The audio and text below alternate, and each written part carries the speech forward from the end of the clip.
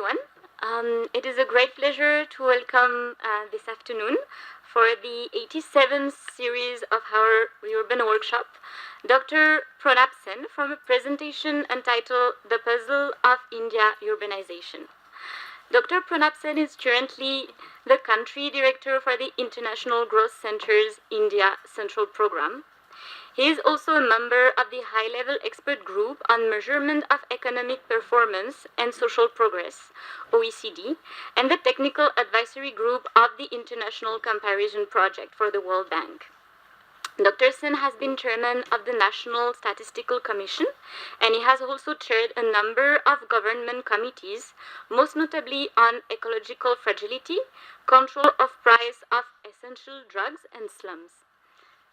Please, we'll let you do this presentation of about 45 minutes, and then we will go for several rounds of questions after your presentation.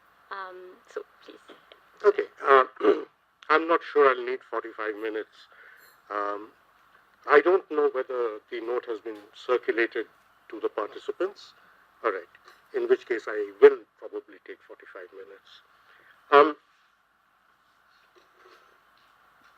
This presentation does not in any sense try to provide solutions or answers to any issue.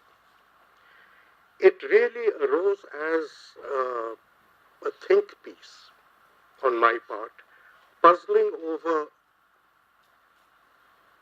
certain things that one had encountered during one's working life in government. The main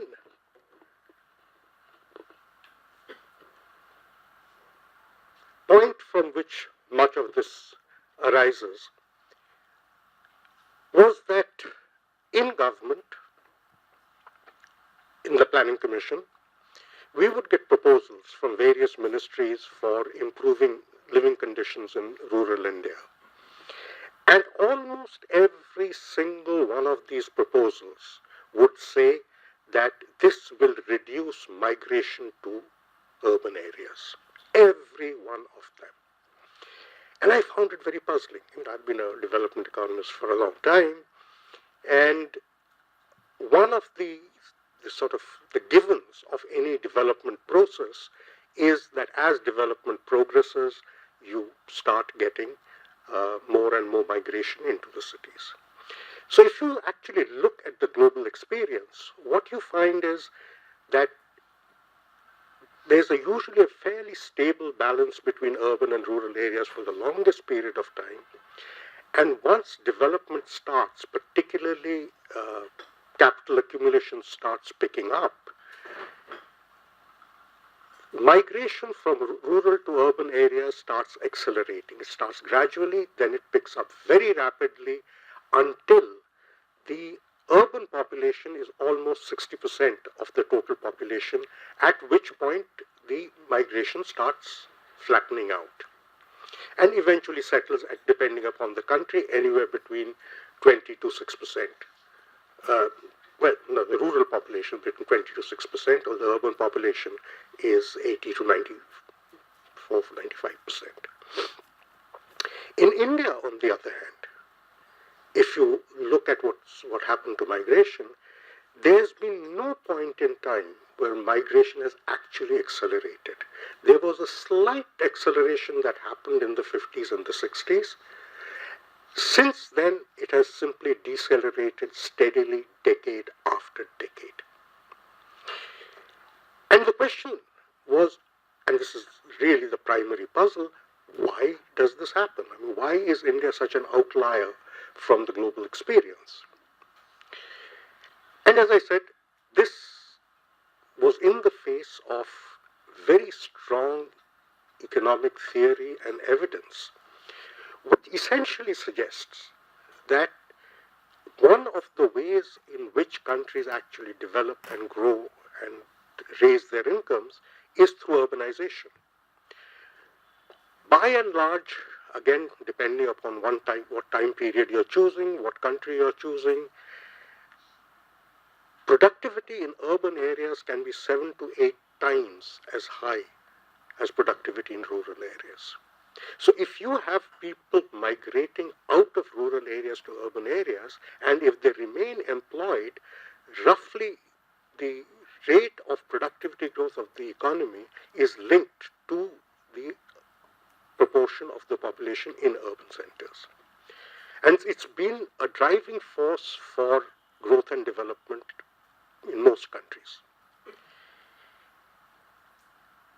The reason this happens is because in the urban areas, because people are living close to each other, there are a lot of learning economies that happen. People learn from each other. Productivity goes up through the learning process. The markets, both for labor as well as for products, become broader and deeper. And you have very, very strong economies of scale and scope because people are there. It also happens that urban areas almost always tend to have much better social indicators because provision of social services, given that there's always a shortage of the people who provide these services, is better done in areas which are densely populated than in areas which are dispersed. And this is something we know from our own experience, so that if you look at our social indicators, urban social indicators are invariably significantly higher than rural areas. Whether you take it within a state, across states, it doesn't matter how you cut it, the social indicators are better. Now, if this is the case, why is it that government, civil servants, feel compelled to mention that the measures they are proposing will reduce migration? Clearly, they perceive that there is a political resonance to the use of this sentence. And indeed, there appears to be a very strong political resonance. And therefore, the question that naturally arises is, why is it that Indian politicians are averse to migration? Now, this is something, of course, we knew was there in China. China wanted to keep a particular pattern of population distribution between rural and urban areas. They introduced systems to maintain it that way.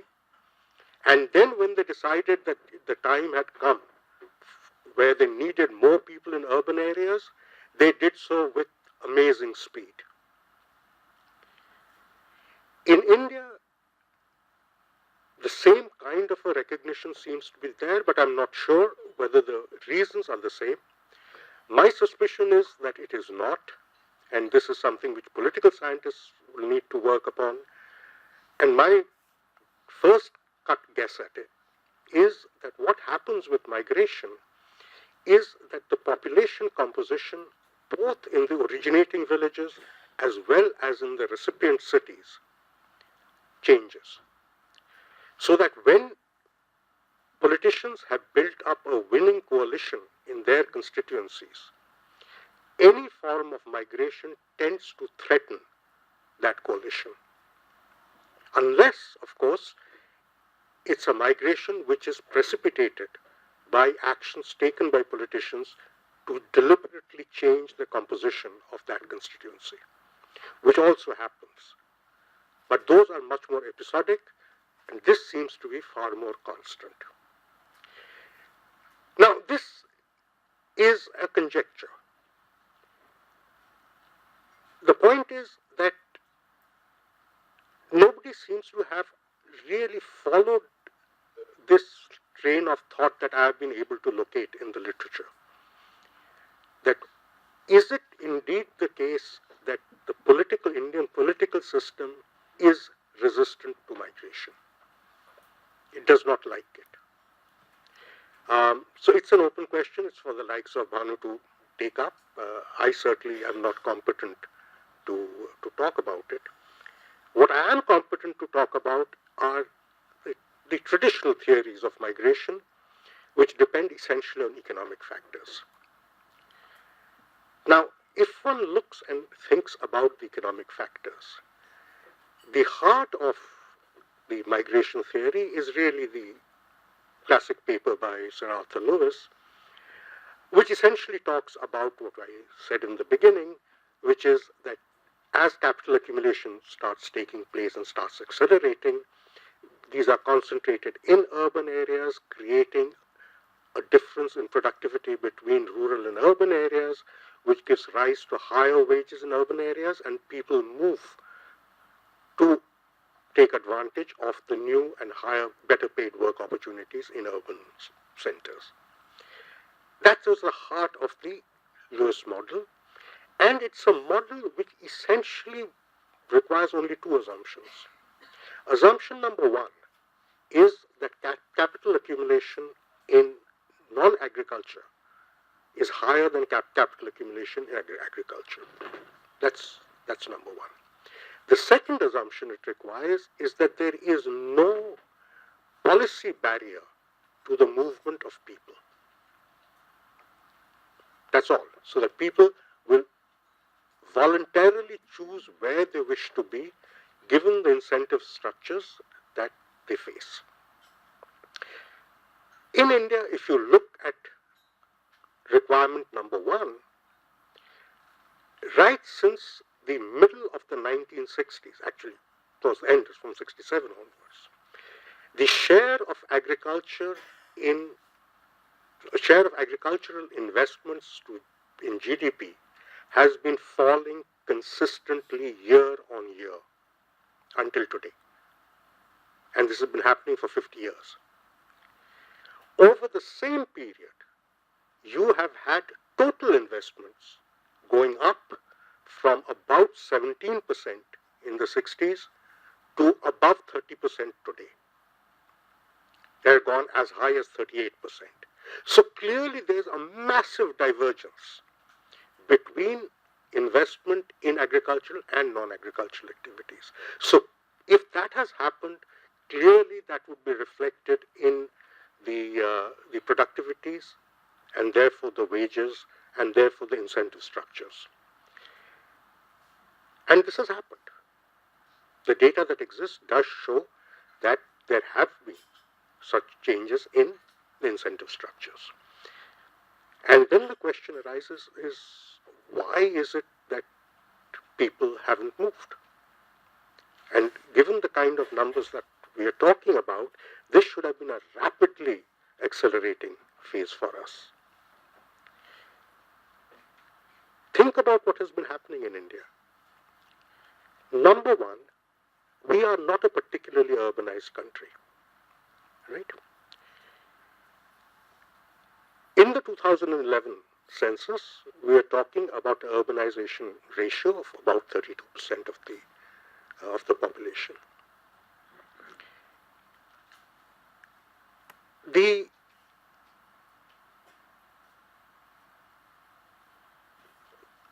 rate of growth of urbanization in India over the last 4 decades has only been 3%.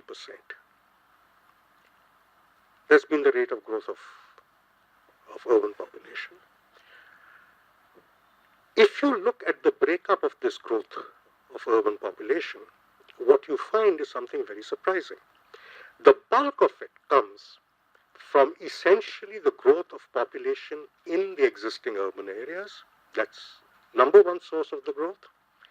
Number two source of the growth is recognition of what were earlier classified as rural areas as an urban area. So people are not moving.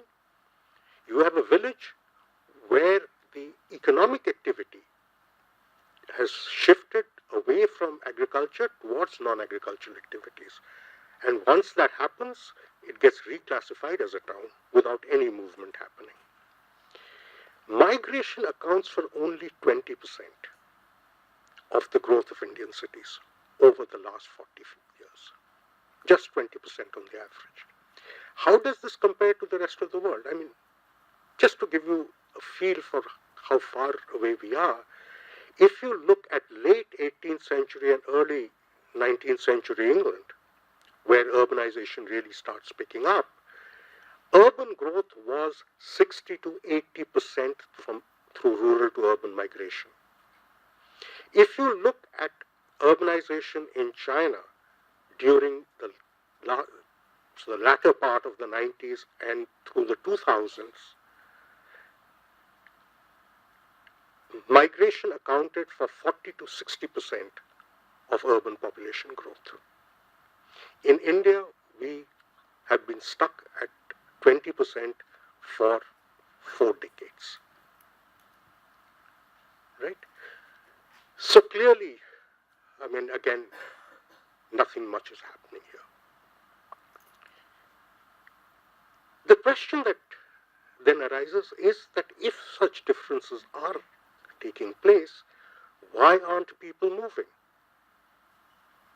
I mean, is there something else that's holding them up? It's been pointed out that it's not that people are not moving, they are moving, but peculiarly, it's only the males who are moving.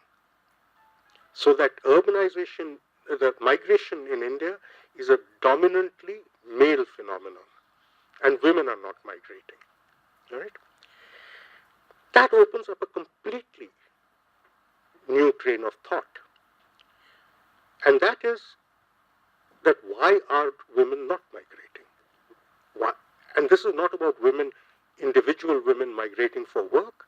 This is mainly women who are not accompanying their families when their husbands migrate. It's mainly that. Why should this happen? Think about it in the following way.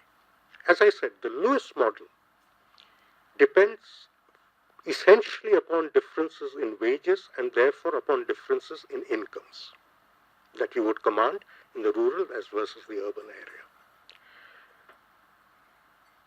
Supposing we ask the question that it's not the wages per se which matter, it's really the real income of the household. Right? The real income of the household has 2 components. It has the money earnings and its prices.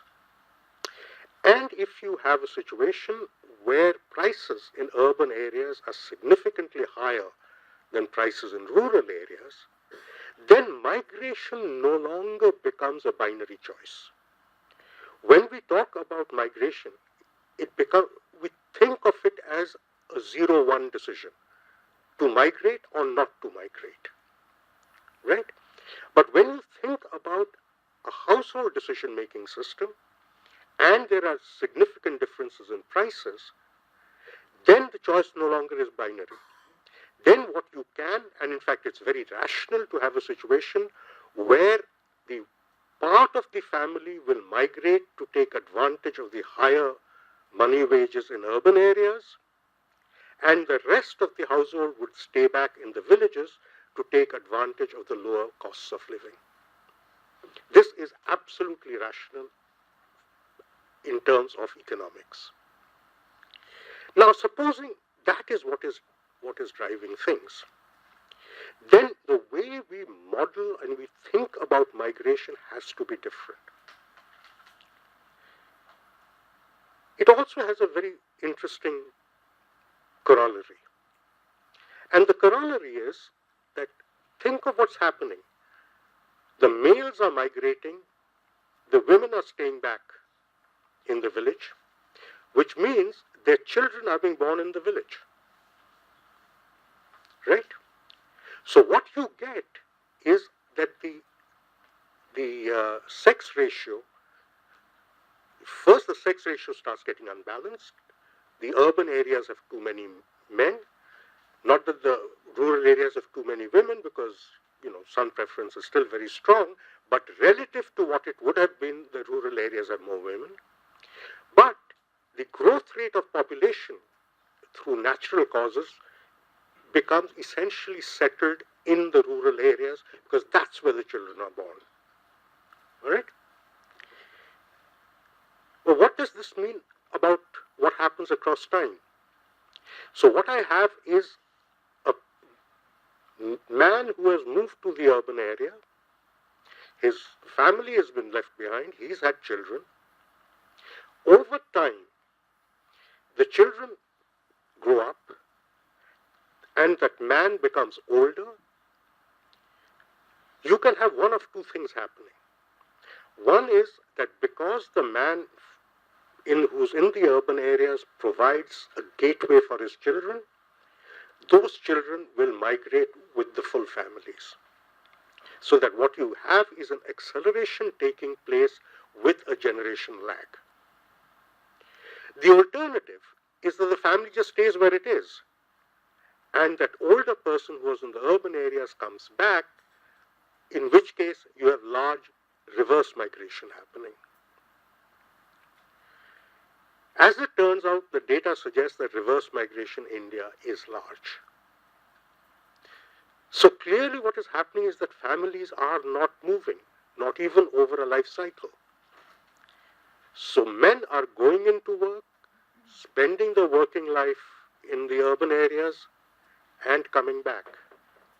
So that when we look at the net migration figure, which is what the census data gives you, what you're getting in effect is a situation where the out-migration from the reverse migration from urban areas is also becoming large.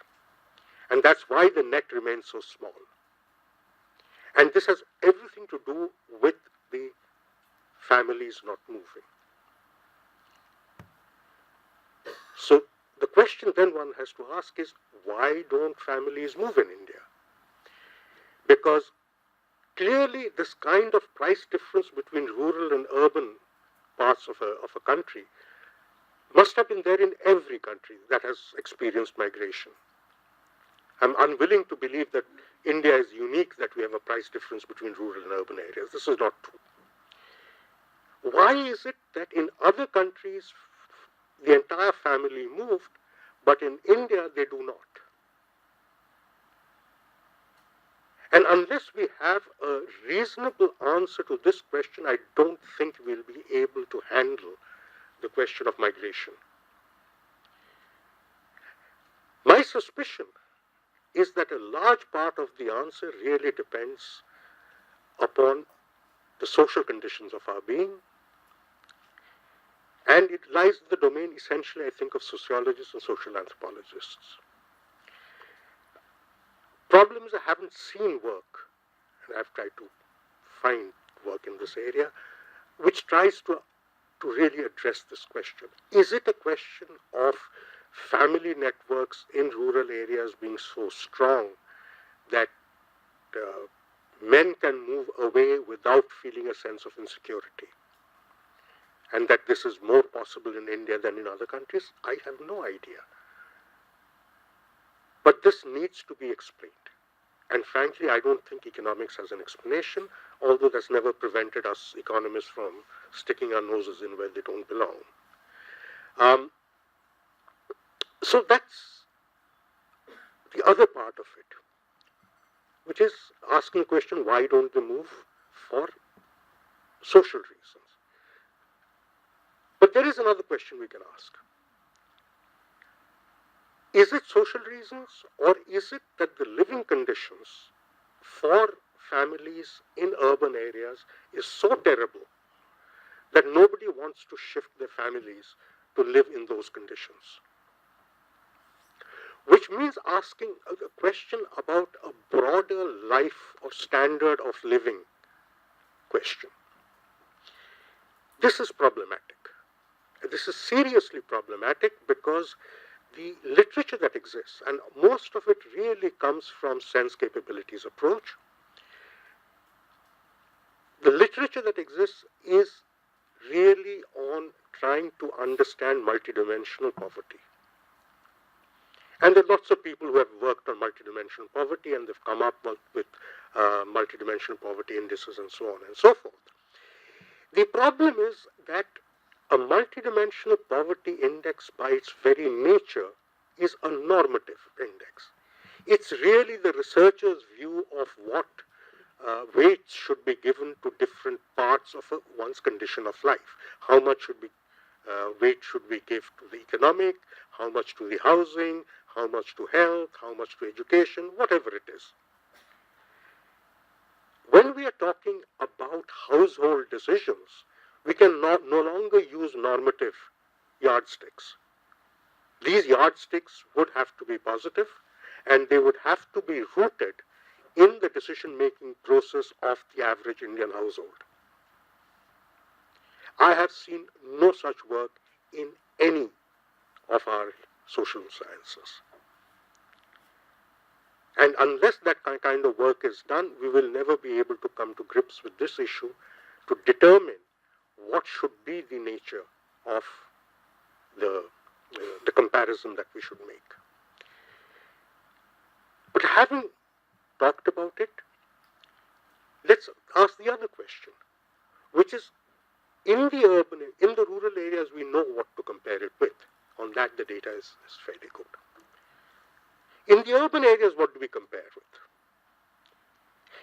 Again, if you think about the Lewis kind of model, the Lewis model essentially starts with the urban wage rate, which is pretty much equivalent to our formal sector wage rate. Not very different from that. But later extensions of Lewis said that what happens is when you have a high urban wages, more people move to urban areas than can be absorbed in the formal sector. And these people then find other occupations and create the urban informal sector, right? And that becomes then a process. So in the urban areas, you have a formal wage, you have an informal wage. The question is, which of these should you be using? And if so, how do you want to use it? This is a relatively tractable problem. Economists will have an answer to that. I have an answer to it. I will not go into it. But that's step one. The moment you move from the purely economic to the multidimensional, the living conditions kind of argument, then things become a lot more complex. Because then what you are bringing in are locational and access factors. Now, locational factors become extremely important because we do know from our own surveys, the surveys that the NSS has done, that there is a huge difference in the social indicators in urban slums and the average of urban India. Massive differences. And where do migrants first locate themselves? In slums. Right? So we then have to distinguish between people who are the average of urban India and people who live in slums, and focus only on that slum population, because that's what's going to enter the calculus of a potential migrant. Those are the living conditions that he or she is going to be grappling with. And so we then have to ask the question about what are the living conditions of the slums, and how does that compare with the living conditions that the family would have had it stayed back in the village. And I said, this is not an easy comparison, but that's the way we need to look at it, which means we have to ask a completely different set of questions about our slum conditions. But this is only one part of the problem. And if you look at slums in India, and I have spent time doing this, there are essentially two kinds of slums. The dominant form of slums in most of India's urban areas are neighboring villages which have been absorbed into the municipal area.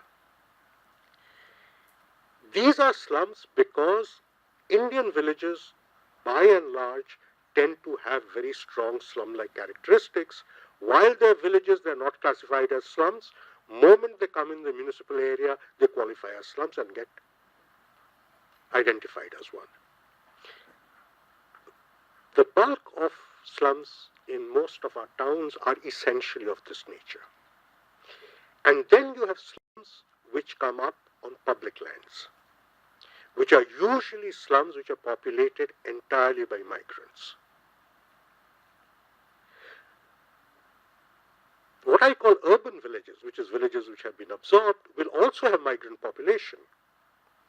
But they would be migrant populations who would have a well-defined relationship with an otherwise settled population, a population which already has all the urban networks that are essential for surviving and thriving in an urban setting. It's the migrant slums which are the problematic areas, and those are the ones we need to focus on. So if we are thinking about comparisons, then the right comparison is by looking at characteristics of migrant slums in India as against the average Indian village. What do we know about migrant slums? Frankly, nothing at all as of now. In India, we have most states have slum laws. Slum laws classify slums into three categories. You have the notified slums, you have what are called regular slums, recognized slums, and you have non-recognized slums. Okay, so they're in three categories. None of the characteristics of each of these have not really been studied separately. And the basis on which these categorizations are made are also not very clear. There are some places, for instance, Bihar and UP, where they refuse to recognize any slum. So if you look at the cities of UP or Bihar, even places like Lucknow, Allahabad, they have about 6 to 9% of the city's population who are classified as slum dwellers, and all of these are notified slums. Now, the reason this is important is that my suspicion is that notified slums are actually the urban villages, where there was a settled population with strong property rights. And so there was no question of public lands being handed out to anybody, because property rights already existed. The other slums are where public lands may be involved. In the recognized slums, we do not as yet have a system of granting property rights, but there is an injunction to the municipality to resettle them and give them property rights. But in situ is still problematic. Most states don't have it. Unrecognized slums are exactly that. They have no rights, or the government has no obligations towards them. They're completely under the radar. Now, if this is the way things look in the Indian context, then what we really should be asking, the question we should be asking is, which kind of slum should we be studying to be able to get a handle on migration behavior? And by the way, this is not that obvious. It's a problem that always crops up in any kind of migration studies, which is that if you look at rural areas, there is no one single rural wage. There is a tendency for people to pick up the wage rate for rural unskilled labor and use that as the base wage rate. Okay? If you do that, you may be making a very, very serious error. Because what you are then assuming is that it is the least skilled, the most vulnerable part of the rural population, which is your candidate for migrating. That is a rotten assumption. The greater likelihood is that it's families with somewhat higher levels of skill, possibly with some existing network, who would be your migrants. And this is a process that works. So you may want to actually choose a rural wage rate which is somewhat higher than that of the core unskilled landless labor in rural India. What that wage rate is, again, I think requires study at the rural level, or to really do a study of the migrant population in urban areas, recent migrants, and ask them what category they belong to before they moved. But that choice is important. Something similar has to be done in the urban area as well, because as I said, that you have the informal sector wage rate, you have the formal sector wage rate, and you have three different kinds of locations where you can be.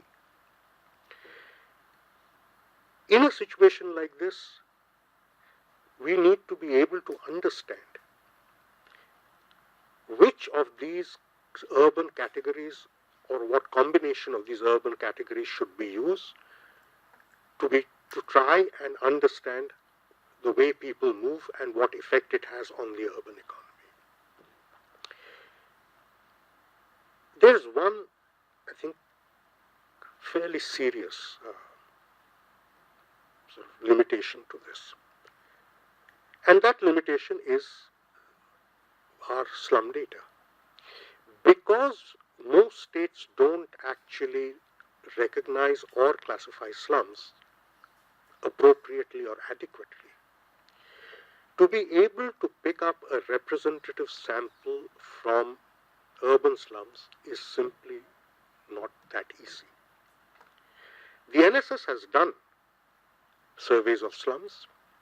The NSS has done surveys of migrants, and what we have is a very peculiar situation where the slum survey, because of the nature of the data, almost invariably picks up on either the notified or the recognized slums. Almost never picks up the unrecognized slums at all. And this is essentially a problem of what's called the sampling frame, which is where you draw the sample from. The sampling frames are not proper because of the unwillingness of urban local bodies and urban politicians to actually give recognition to slums.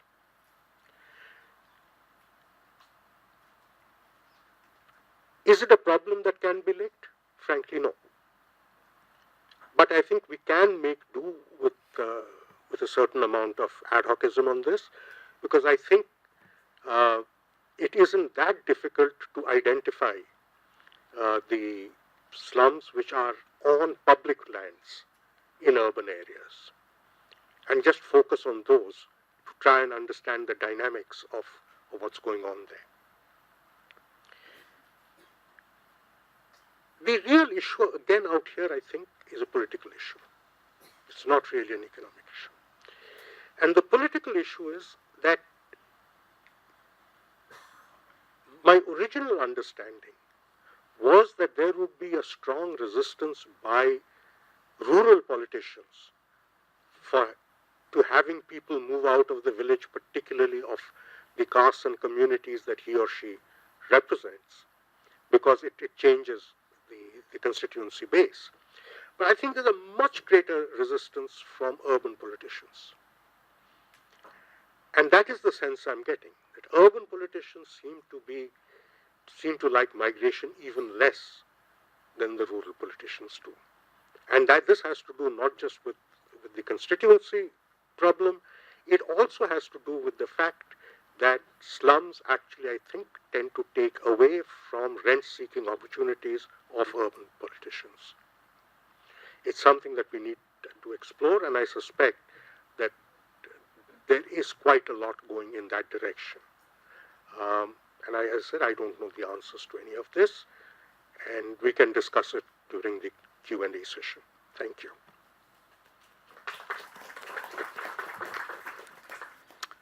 Thank you so much. So